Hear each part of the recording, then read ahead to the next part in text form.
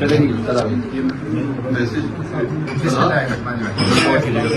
آیا ہوں ریحانہ ڈار خالہ کے پاس اور خصوصی طور پر اس لیے کہ یہ جبر اور ظلم کے خلاف مزاحمت کی علامت ہے.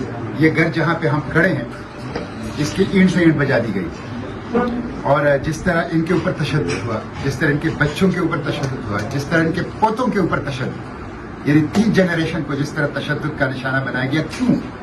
اس لیے کہ عوام نے ان کو مینڈیٹ دیا تھا، یہ ان کا جرم ہے اور کوئی جرم نہیں تھا.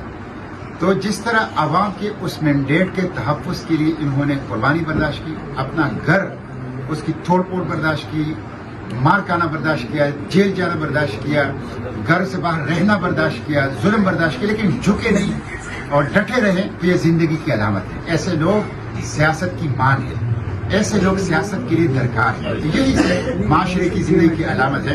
تو دیکھیں یہ گھر بن گیا ہے، یہ گھر اب دوبارہ اس سے زیادہ بہتر خوبصورت بن گیا ہے، لیکن یہ جو مزاحمت رقم ہو گئی وہ تاریخ کا حصہ ہے. ظلم کے یہ ضابطے ریحانہ ڈار خالہ اور ڈاکٹر یاسمین راشدہ صاحب، وہ جو ہیں یہ سارے سیاسی مزاحمت کی علامت ہیں.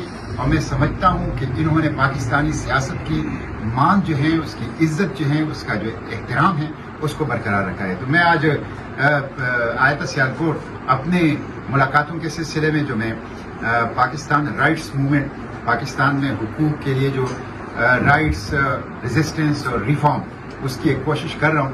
تو مجھے یہ میری پرائرٹی تھی کہ میں ریحانہ خالہ سے ضرور ملوں تاکہ حوصلہ دوں اور ان سے کہوں کہ اسی طرح ڈٹی رہے. انشاءاللہ کے لیے عثمان ڈار کی والدہ کا آخری قطرہ خون کا بھی بہانے کے لیے وہ تیار ہے. انشاءاللہ تعالی اگر میری شہادت بھی ہو جائے تو میں خوش نصیب ماں ہوں. اور جی میں بہت شکریہ ادا کرتا ہوں دل کی گہرائیوں سے جو سینیٹر صاحب آج ہمارے یہاں تشریف لائے ہیں، جو عزت افزائی انہوں نے ہماری کی.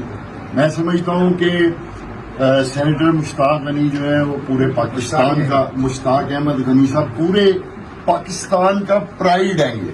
یہ ہمارے ہیرو ہیں اور انہوں نے پوری قوم کی جو ہے، نہ صرف پوری قوم کی بلکہ پوری مسلم امہ کی جو ہے وہ ترجمانی کی ہے وہاں جا کر، اور اپنی جان جو ہے وہ ہتھیلی پر یہ رکھ کر گئے. اور انہوں نے بالکل بھی وہاں جا کر بھی اپنا وہی موقف رکھا کہ نہ میں اسرائیل کو پہلے تسلیم کرتا تھا، نہ میں اب کرتا ہوں، نہ میں آئندہ کروں گا.